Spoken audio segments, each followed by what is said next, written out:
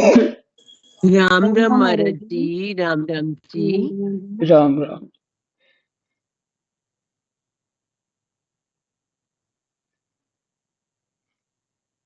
श्री राम जय राम, जय जय राम।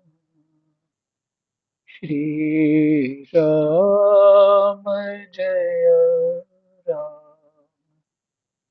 जय जय राम। राधे श्याम, राधे श्याम, जय जय राधे श्याम, जय जय राधे श्याम। श्री गणेशाय नमः। श्री सीतारामाभ्यां नमः। श्री हनुमते नमः। श्री उमापते नमः। श्री गुरुवे नमः। सब संतन की जय जय। जय जय सीताराम। राधे श्याम।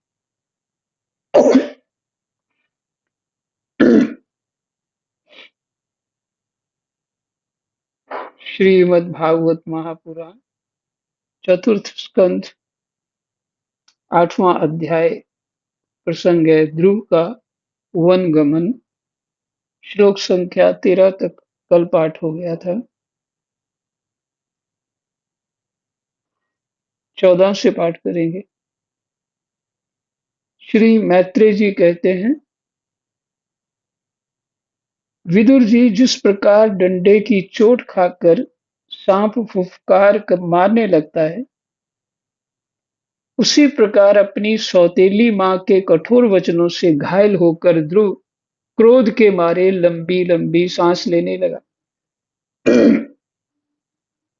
उसके पिता चुपचाप सब देखते रह गए।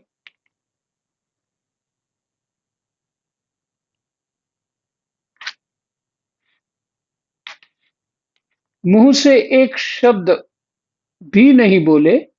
तब पिता को छोड़कर ध्रुव रोता हुआ अपनी माता के पास आया। उसके दोनों होठ फड़क रहे थे और वह सिसक सिसक कर रो रहा था।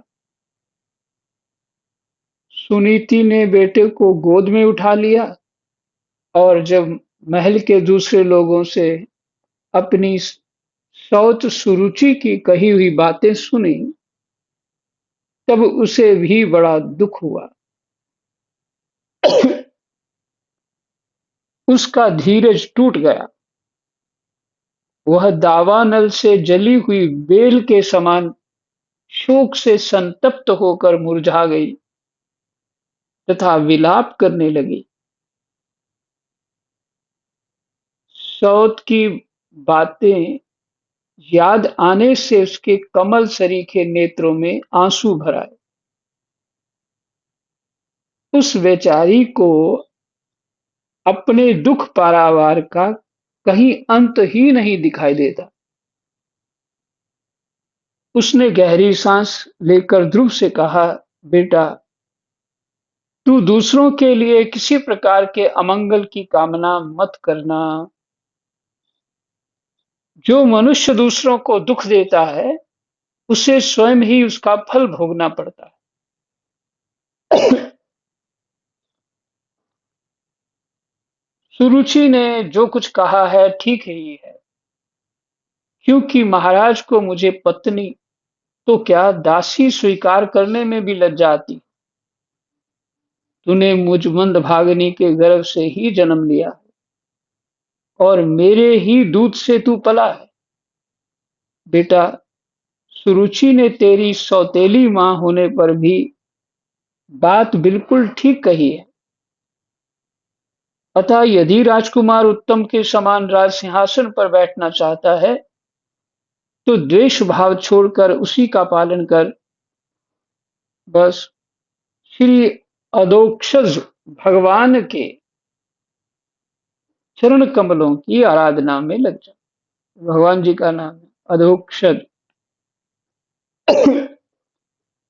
संसार का पालन करने के लिए सत्व गुण को अंगीकार करने वाले उन श्री हरि के चरणों की आराधना करने से ही तेरे परदादा श्री ब्रह्मा जी को वह सर्वश्रेष्ठ पद प्राप्त हुआ है। तेरे परदादा,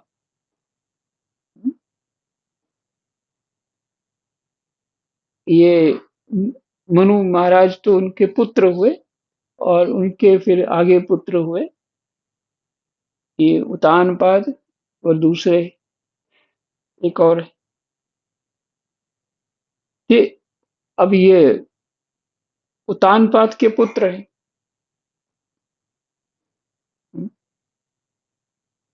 तो इसलिए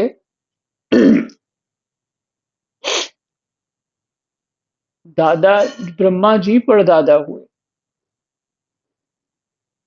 तेरे परदादा श्री ब्रह्मा जी को यह सर्वश्रेष्ठ पद प्राप्त हुआ है, जो मन और प्राणों को जीतने वाले मुनियों के द्वारा भी वंदनीय है। वो भी उनकी वंदना करते। इस पाठ में एक बात तो पहले ये आई कि भजन तो भगवान ही कराते हैं। वो बालक को पिता बड़े प्रेम से, या वो सौतेली माता बड़े प्रेम से उसे गोद में बैठा लेती, बड़े लाड प्यार करते। तो क्या ध्रुव भजन कर सकते थे?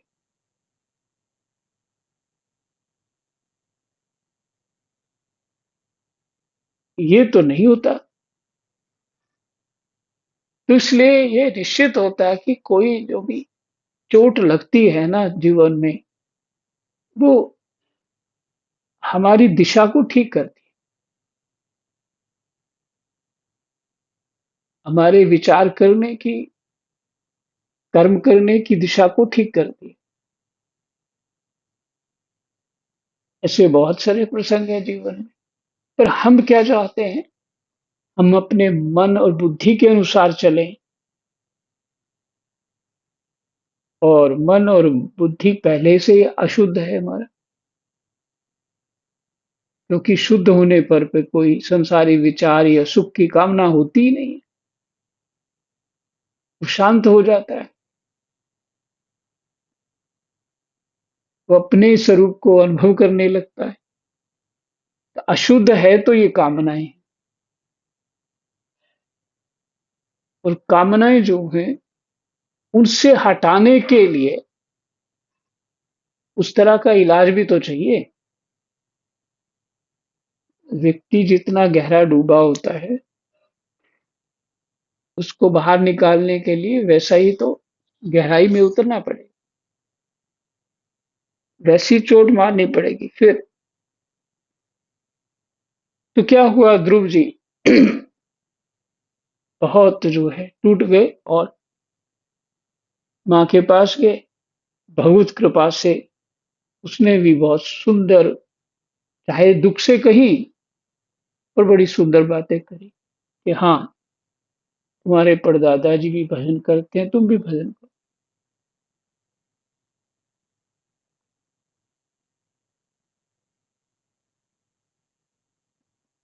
अगर ध्रुव की माता ये विचार कर लेती कि मैं अपने पुत्र का बदला लूंगी या कुछ और, क्योंकि महल में इस तरह के प्रोग्राम होते ही रहते हैं, षड्यंत्र चलते ही रहते हैं।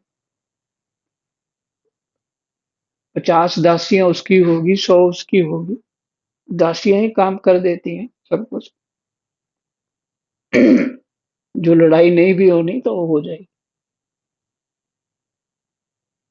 तो यहाँ विचार ये है, मुख्य विचार, ध्रुव जी की ये चोट जो है उस कोमल हृदय में लगी और उनको जीवन को एकदम सुंदर बना दिया। और गद्दी पे बैठ जाते, उन्हीं को सब कुछ मिल जाता तो कहाँ पहुंच जाते बताइए। जैसे पिताजी गुलाम होके बैठे थे पत्नी के पास, वो भी ऐसे ही करते। तो इस तरह की कुछ बुद्धि में बात आई है, वो सुना दी।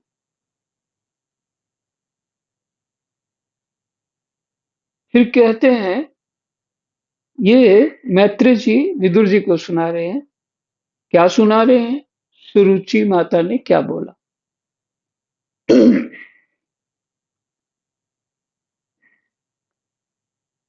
जो मन और प्राणों को जीतने वाले मुनियों के द्वारा भी वंदनीय है, इसी प्रकार तेरे दादा स्वयंभू मनु ने भी बड़ी बड़ी दक्षिणाओं वाले यज्ञों के द्वारा अनन्य भाव से उन्हीं भगवान की आराधना की। तभी उन्हें दूसरों के लिए अति दुर्लभ लौकिक अलौकिक तथा मोक्ष सुख की प्राप्ति हुई।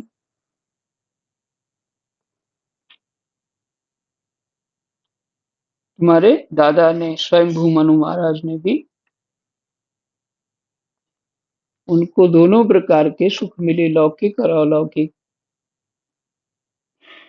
तथा मोक्ष सुख भी मिला। सुख, मोक्ष सुख नहीं, मोक्ष प्राप्त हुआ। बेटा तू भी उन भक्त वत्सल श्री भगवान की का ही आश्रय ले। जन्म मृत्यु के चक्कर से छूटने की इच्छा करने वाले मुमुक्षु लोग, माने छूटने वाले, उनको ही मुमुक्षु कहते हैं। मुमुक्षु लोग निरंतर उन्हीं के चरणों के, चरण कमलों के मार्ग की खोज किया करते हैं। उन्हीं के चरण कमलों के मार्ग की खोज किया करते हैं।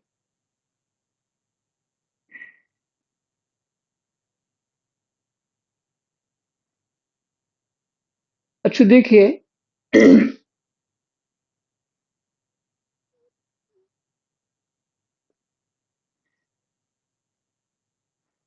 ये जो अशुद्ध बुद्धि अशुद्ध मन है, जो वो तो संसार में सुख बुद्धि से रहना चाहता है, मस्त रहना चाहता है, कोई कष्ट नहीं आए, बस वो इंद्रियों के सुख लेते रहें, अच्छा देखते रहें, अच्छा प्रशंसा सुनते रहें, स्वाद खाते रहें, नया नया अच्छा अच्छा स्पर्श करते रहे, अच्छी अच्छी सुगंध में बैठे। यही ज्ञान इंद्रियों के काम है, इसी का सुख लेना चाहता है। लेकिन ये स्वाभाविक है, ये माया का स्वरूप है, ये जीव को होगा ही जन्म लेने के बाद, क्योंकि शरीर मिल गया और शरीर की जो चाहत है, मन बुद्धि चित्त अहंकार जो चाहत करता है, वो इन शरीर के माध्यम से और इस शरीर को प्रसन्न करने के लिए वो करता है। होता है प्रसन्न तो मन ही है, परंतु उसको लगता है कि मैं प्रसन्न पूरा ही हो गया, शरीर सहित प्रसन्न हो गया।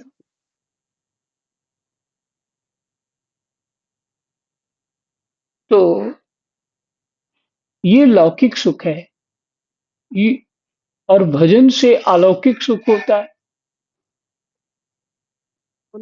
अलौकिक सुख लोक से परे का सुख, धर्म से अलौकिक सुख होता है।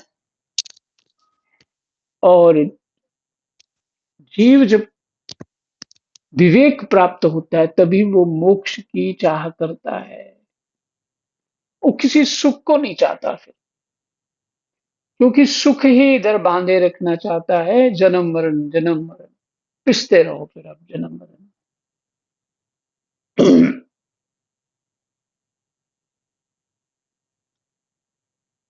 तो वो लोग ही, मुमुक्षु लोग ही भगवान के चरणों का मार्ग ढूंढते,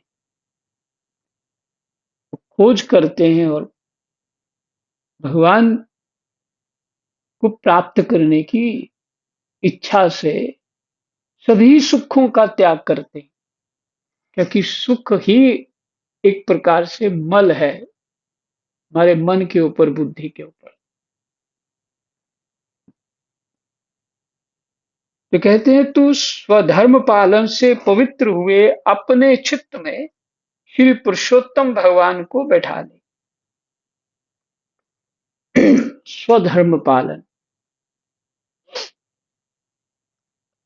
स्वधर्म पालन तो जीव का वैदिक वैदिक दृष्टि से एक प्रवृत्ति मार्ग, एक निवृत्ति मार्ग। तो प्रवृत्ति मार्ग में वही ग्रस्त जीवन, और ग्रस्त जीवन में तो कहीं भी सुख होता ही नहीं है। सिर्फ सुख जैसा लगता है, होता कहीं भी नहीं होगा जो दिखने में आता है। और उसमें लगे रहते हैं, ये करेंगे तो ये हो जाएगा, फिर अच्छा हो जाएगा, फिर अच्छा हो जाएगा, फिर अच्छा हो जाएगा। अच्छा अच्छा हो जाएगा तो खुद ही हो जाता है, वो पार हो जाता है, होता कुछ नहीं। तो तप ही होता है। गृहस्थ में क्या, तो तप की तप करना पड़ता है। गृहस्थ में कैसा, शास्त्र के अनुसार जीवन हो तो फल क्या होगा, क्योंकि वहां धर्म पालन करना है। फल क्या होगा, फल होगा उस संसार से वैराग्य, अंतःकरण की शुद्धि। ये फल होगा। ये स्वधर्म पालन है, ये प्रवृत्ति मार्ग वाला उस समय के लिए। अब यहाँ पे जो स्वधर्म पालन है, ये जो लग रहा है स्वधर्म पालन, क्योंकि इसमें ये लग रहा है कि जीव का मुख्य लक्ष्य लक्ष्य क्या है, जो मनुष्य है वो परमात्मा की प्राप्ति, यही स्वधर्म पालन। तो उससे पहले प्रवृत्ति मार्ग वाला, निवृत्ति मार्ग वाला, ये सभी परमात्मा की ओर ले जाते हैं। पंखा तेज कर दो। म्यूट कर लो, किसी के ऑन है, म्यूट कर लो। तो इस जगत में जो भी धर्म पालन करना है, उसका फल है परमात्मा, संसार से वैराग्य होकर के, चित्त शुद्धि होके परमात्मा में मन लगे। तो समझिए उसको, उसने सारे ही जो जीवन में वेद शास्त्रों के पालन है वो कर लिए, जिसका परमात्मा में मन लगे।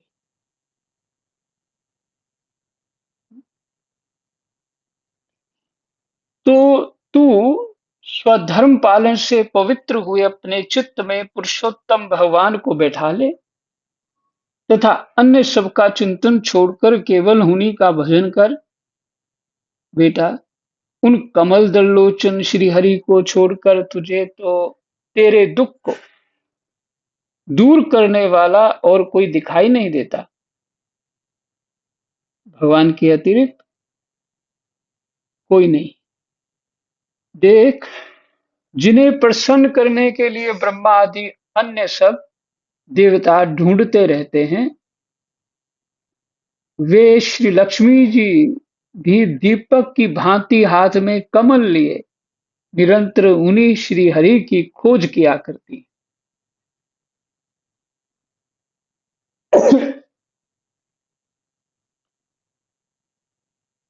श्री मैत्रेय जी कहते हैं, माता सुनीति ने जो वचन कहे वे अभीष्ट वस्तु की प्राप्ति का मार्ग दिखलाने वाले थे। अतः उन्हें सुनकर ध्रुव ने बुद्धि द्वारा अपने चित्त का समाधान किया। इसके बाद वे पिता के नगर से निकल पड़े। यह सब समाचार सुनकर और ध्रुव क्या करना चाहता है, इस बात को जानकर नारद जी वहां आए। उन्होंने ध्रुव के मस्तक पर अपना पापनाशक कर कमल फेरते हुए मन ही मन विस्मित होकर कहा। नारद बाबा, आगे तो निश्चित ही कृपा होनी ही है। विस्मित होकर के कहा, अहो, क्षत्रियों का कैसा अद्भुत तेज है, वे थोड़ा सा भी मान भंग नहीं सह सकते। देखो, अभी तो ये नन्हा सा बच्चा है, तो भी इसके हृदय में सौतेली माता के कटु वचन घर कर गए हैं। सौतेली माता के कटु वचन घर कर गए। समय तो हो गया, यही विश्राम करते हैं। कृष्णाय वासुदेवाय हरे परमात्मने प्रणतः क्लेशनाशाय गोविन्दाय नमो नमः। जय जय।